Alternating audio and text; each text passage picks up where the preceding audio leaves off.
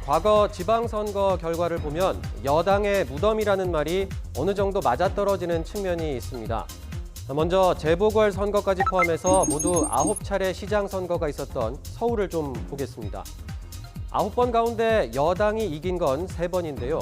선거 다음 날 아침까지 엎치락뒤치락 하다가 0.6%포인트 차이로 간신히 자리를 지켜냈던 2010년 5회 선거를 제외하면 여당이 안정적으로 이겼다고 볼 수 있는 건 2번뿐입니다. 우선 1998년 2회 지방선거로 김대중 정부 출범 직후였고요. 그리고 2018년 문재인 정부 출범 1년 후 사상 첫 북미 정상회담 이튿날에 치러진 7회 지방선거였습니다. 즉 정부 출범 직후 선거 혹은 여당의 유리한 이슈가 분위기를 지배했던 선거를 제외하면 서울에서는 대개 야당이 승리를 한 겁니다. 보수세가 더 짙은 것으로 알려진 강원도에서는 보궐선거를 포함한 총 8번의 지방선거에서 여당 소속 도지사가 당선된 건 지난 2018년 딱 한 번뿐이었습니다.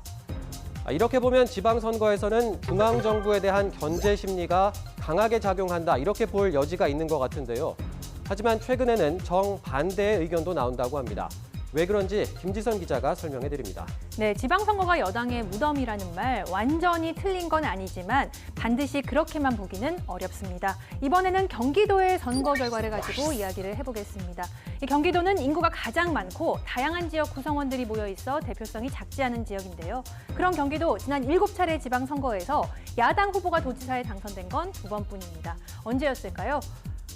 2002년 김대중 정부 마지막 해에 치러진 3회 선거와 2006년 열린우리당이 참패했던 4회 선거입니다. 앞서 김경수 기자가 서울과 강원의 예를 들었는데 이 경기도의 선거 결과까지 종합해보면 모든 지역에서 여야 유불리를 일반화하기는 어려운 것 같고요.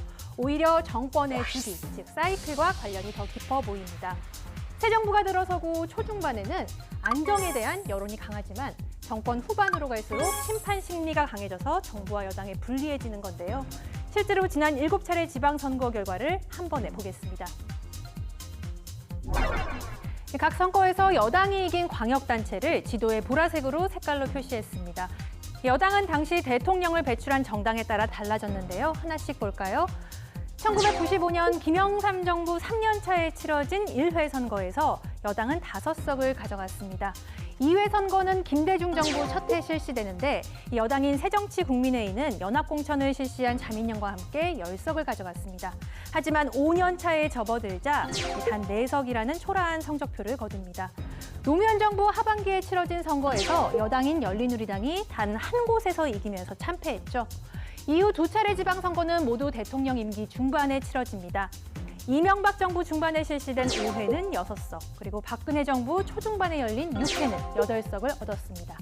문재인 정부 2년 차에 실시된 7회 지방선거, 북미 정상회담 이튿날 실시되면서 이슈의 영향도 강하게 받아 여당의 압승으로 끝났습니다. 이 선거 결과들을 정권의 연차 순으로 재정렬해보겠습니다. 보시면 정부가 들어선 첫 해와 2년 차 때는 여당이 많은 광역단체에서 승리하지만 정권 후반으로 갈수록 조금씩 야당으로 힘이 옮겨가는 모습을 확인할 수 있습니다.